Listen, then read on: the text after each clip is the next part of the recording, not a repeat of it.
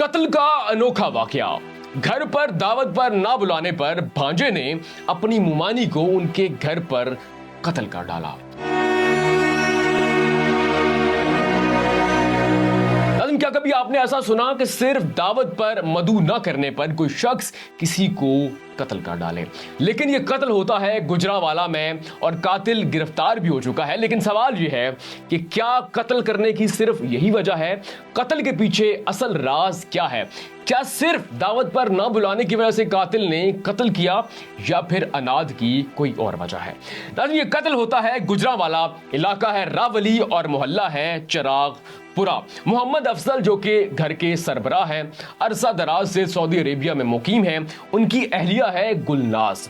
اب افضل صاحب کے 3 بچے ہیں، ایک بیٹا اور 2 بیٹیاں۔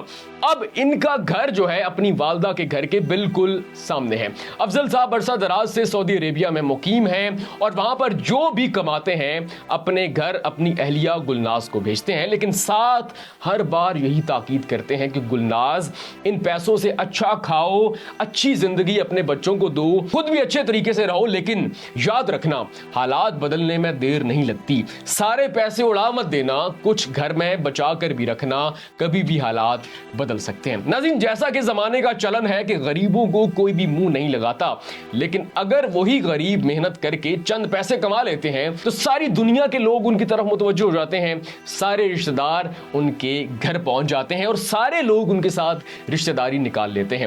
اب افضل صاحب کے ساتھ بھی بالکل ایسا ہی معاملہ ہے۔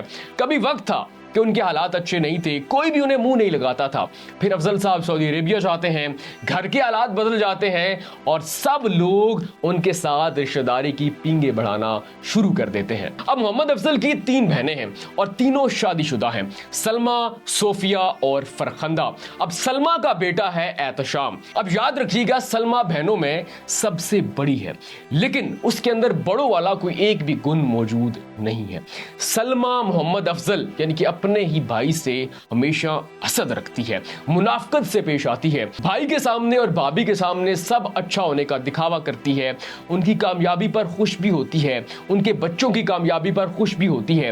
جب افضل بتاتے ہیں کہ میں نے گھر میں یہ چیز منگوائی ہے، میں نے نیا گھر بنایا ہے، کاروبار میں اتنا فائدہ ہوا ہے، سلمہ سامنے تو سب اچھا ہونے کی ایکٹنگ کرتی ہے، سب اچھا ہونے کا دکھاوا کرتی ہے اور ان کی خوشی میں خوش بھی ہوتی ہے، مبارکباد بھی دیتی ہے، لیکن اندر ہی اندر حسد کرتی ہے، بھائی سے منافقت کے ساتھ پیش آتی ہے۔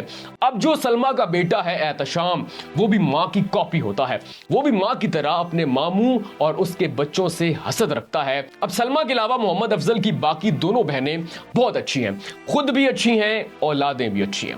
لیکن 2 جولائی وہ دن ہے جب صوفیہ اور فرخندہ اپنی ماں سے ملنے کے لیے آتی ہیں۔ جب گلناز کو پتا چلتا ہے کہ صوفیہ اور فرخندہ بالکل سامنے والے گھر میں اپنی ماں سے ملنے کے لیے آئی ہیں، تو وہ کال کرتی ہے صوفیہ اور فرخندہ کو کہ آپ ایسا کرو کہ رات کا کھانا میرے گھر پر کھاؤ، میں آپ لوگوں کے لیے اچھا سا کھانا بناؤں گی، آپ کے بھائی کو اچھا لگے گا۔ اب صوفیہ اور فرخندہ اپنی بھابھی کی دعوت قبول کرتی ہیں، رات کو بالکل سامنے اپنے بھائی کے گھر پر آتی ہیں۔ اب دعوت چل رہی ہے، سارا خاندان مل کر کھانا کھا رہا ہے، اسی اسنا میں ڈور بیل بجتی ہے۔ گلناز کہتی ہے کہ آپ لوگ کھانا کھاؤ، میں باہر جا کر دیکھتی ہوں کہ کون ہے۔ جب وہ دروازہ کھولتی ہے، سامنے احتشام کھڑا ہوتا ہے۔ گلناز احتشام سے پوچھتی ہے کہ اکیلے آ گئے ہو، ماں کو کیوں نہیں لائے؟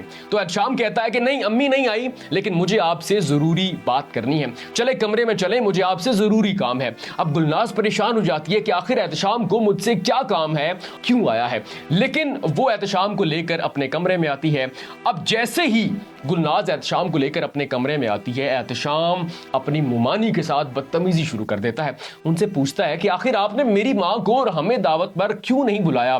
آپ اتنے امیر ہو گئے ہیں، ہمیں اس قدر آپ کنگلا سمجھتے ہیں، اتنا آپ حقیر سمجھتے ہیں کہ آپ نے باقی دونوں بہنوں کو بلایا لیکن میری ماں کو نہیں بلایا۔ اب گلناز کو احتشام کی یہ بات اور یہ رویہ برا تو لگتا ہے، لیکن وہ اپنے جذبات پر قابو رکھتی ہے اور کہتی ہے کہ نہیں، میں نے تمہاری ماں کو کال کی تھی لیکن लेकिन वो नहीं आई। चलो तुम आ गए हो, आओ चलकर खाना खाओ। लेकिन एहतशाम बजिद रहता है, वो अपनी मुमानी से बदतमीजी करता रहता है और कहता है कि आपने हमें इतना हकीर समझ लिया, आप चंद दिन में इतने अमीर हो गए कि आपने मेरी माँ को दावत पर बुलाना गवारा नहीं किया। अब गुलनाज को एहतशाम की ये बात और रवैया बुरा लगना शुरू हो जाता है। वो रिएक्ट करती है और एहतशाम से कहती है कि मुझसे बदतमीजी करने की जरूरत नहीं है, चलो अभी निकलो यहां से। अब एहतशाम जब मुमानी की ये बात सुनता है, उसका जब लहजा सुनता है, तो एहतशाम भड़क उठता है, आपे से बाहर हो जाता है। फौरी तौर पर अपनी मुमानी गुलनाज का गला दबाना शुरू कर देता है। अब गुलनाज जब ये सूरत हाल देखती है तो चीखना चिल्लाना शुरू कर देती है। अब साथ वाले कमरे में मेहमान खाना खा रहे हैं, लेकिन गुलनाज का बेटा ज़ैनुल आबिदीन जब माँ की ये चीखें सुनता है तो भागा हुआ माँ के कमरे में आता है। अब जब सारी सूरत हाल देखता है तो फौरी तौर पर एहतशाम को धक्का देकर नीचे गिराता है, लेकिन इतनी देर में गुलनाज की बस हो चुकी होती है, वो गिरती है। अब जैन अपनी माँ को आवाजें दे रहा है कि अम्मी उठें, क्या हुआ है, आप सांस क्यों नहीं ले रही। अपनी मां को सांस देने की कोशिश करता है। उसके बाद घर पर मौजूद मेहमानों को आवाजें देता है, अपनी दादी को आवाज देता है। सब लोग जब गुलनाज के कमरे में आते हैं तो अंदर का मंजर देखकर उनके पांव तले से जमीन निकल जाती है। इसी असना में एहतशाम वहां से भाग जाता है। जैन रेस्क्यू 1122 को कॉल करता है, 15 पे कॉल करता है। रेस्क्यू 1122 का अमला आता है, आकर जब मरीज की हालत देखता है तो कहता है कि माजरत, आपका मरीज इंतकाल कर चुका है। इसी असना में पुलिस आती है।